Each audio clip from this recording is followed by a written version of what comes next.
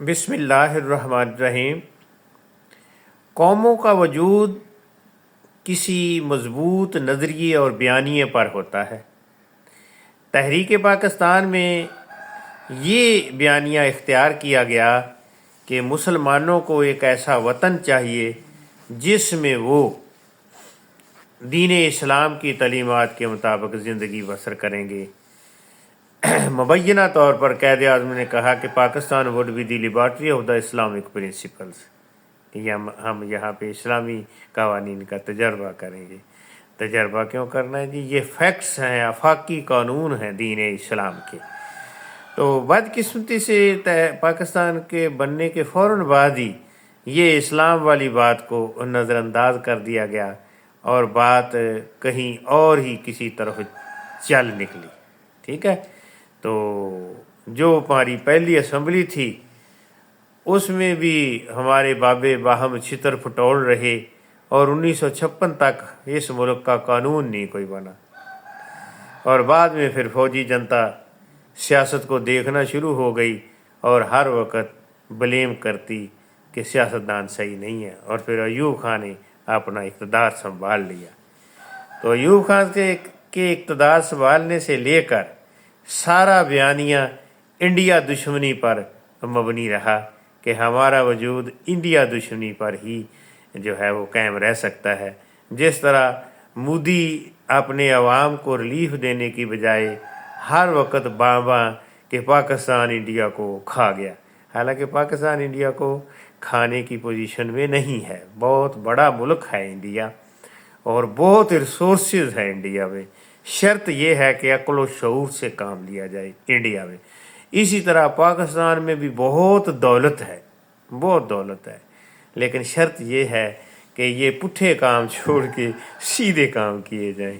Europe के अंदर कोई वसाइल नहीं है, कोई तेल नहीं निकलता यूरोप से, कोई वहाँ पे फसलें नहीं होती ज़्यादा, कोई फल नहीं होते, कोई मेडिकल इम्पोर्टेंस की जड़ी बूटियाँ नहीं है। सिर्फ उन्होंने अपनी चक्करबाजी से दुनिया में अपनी बालादस्ती कायम की हुई है और आज हर बंदा यूरोप जाना चाहता है। ये भी एक जहालत है। तो हमारा मुल्क क्यों नहीं चल रहा? अब अरसा दराज से 40-50 साल से 40 साल से जब से जनरल ज़िया का ये दहशत गर्दी का जो है ये बयानिया बनाया हुआ है कि दहशत गर्द हमें लै दे गए। ठीक है, अफ़गानिस्तान से रूस आके वापस चला गया, दहशत गर्दी ख़त्म नहीं हुई। अमेरिका आया वापस चला गया, दहशत गर्दी ख़त्म नहीं हुई। जनरल फैज़ ने काबुल में जाके चाय पी, दहशत गर्दी ख़त्म नहीं हुई। बार बार ख्वाजा आसफ, मुल्ला अब्दुर्रहमान, मुल्ला फजलुर रहमान और मुल्ला नईम भी एक दफ़ा गया था, फिर दहशत गर्दी ख़त्म नहीं हुई, क्योंकि हर वक्त दहशत गर्दों से खतरा रहता है। तो अब ये देखो कैसी अजीब बात है कि वो सरहद वाले शिकायत करते हैं कि जी फौज वाले कहते हैं हमने फ़लाँ इलाके में ऑपरेशन करना है, इधर दहशत गर्द है।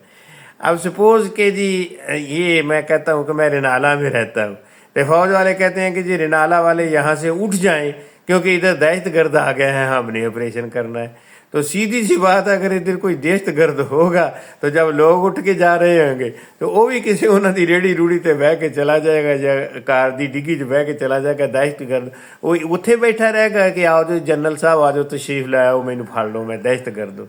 तो ये एक कैसी अजीबो गरीब बात है। कितने ऑपरेशन हमने किए हैं इस तरह के, लेकिन दहशत गर्दी ख़त्म नहीं हुई। ये एक टर्म बनाई हुई है अमेरिका ने। अमेरिका कहता है कि जी हमास वाले दहशत गर्दी करते हैं और इसराइल वाले अमन पसंद है। अभी अमन पसंदी का मुजाहरा वेनेज़ुएला में अमेरिका ने किया है और ईरान में किया है। ये है अमन पसंदी, गंद डालना, आग लगाना। तो अगर कोई लोग मज़ामत करें तो ये दहशत गर्दी। अब सरहद वाले लोग जो हैं वो कहते हैं जी इधर दहशत गर्दी नहीं है, अगर है तो हम खुद संभाल लेंगे। फौज वाले बज़िद हैं कि नहीं जी हम सही करेंगे। तो इससे पहले ये देखो जनरल कियानी साहब, इनके दौर में भी कितने ये ऑपरेशन हुए हैं कि और दहशत गर्दी ख़त्म नहीं हुई।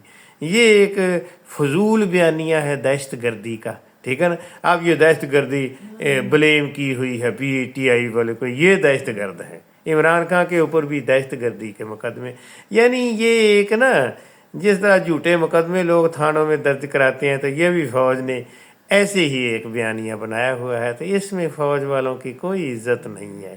ہمارے جرنیل ہمیں بہت عزیز ہیں، بہت پیارے ہیں، لیکن وہ اپنا راستہ سیدھا اختیار کریں، ہمارے ملک کا بیانیہ صحیح کریں۔ یہ ملک اللہ پاک کے نام پہ ہی ہم نے حاصل کیا ہے۔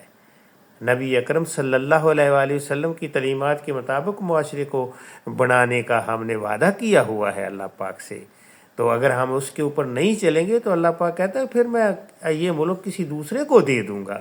یہ اللہ کی سنت ہے نا، اللہم مالک الملک و تنزع الملک ممن تشاء و تعز من تشاء و تذل من تشاء، جس کو دل چاہے اللہ ملک دے دے۔ اور یہ ہے کہ اگر ایک کوئی قوم صحیح کام نہیں کرتی تو دوسری قومیں آ جاتی ہیں۔ یہ کل کی ہی بات ہے، مغلوں نے اچھا کام نہیں کیا، انگریز آ گئے، انگریز کمزور ہوئے تو انڈائریکٹلی امریکہ آ گیا، ٹھیک ہے۔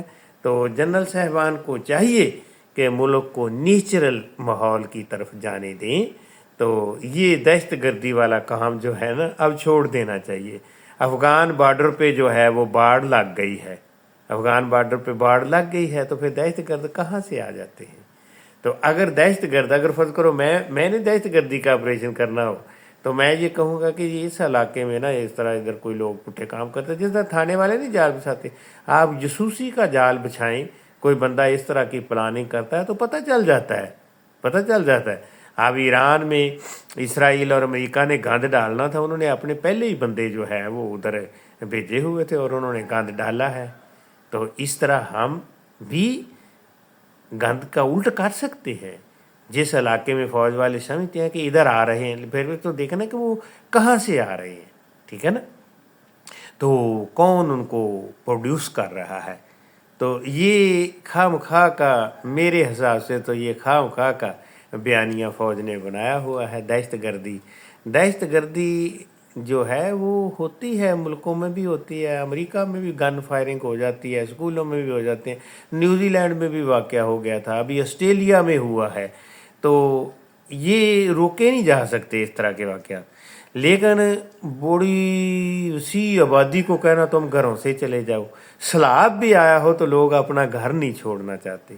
تو آپ جب سرحد میں لوگوں سے گھر چھڑاؤ گے تو ہمارے ملک کو نقصان ہوگا۔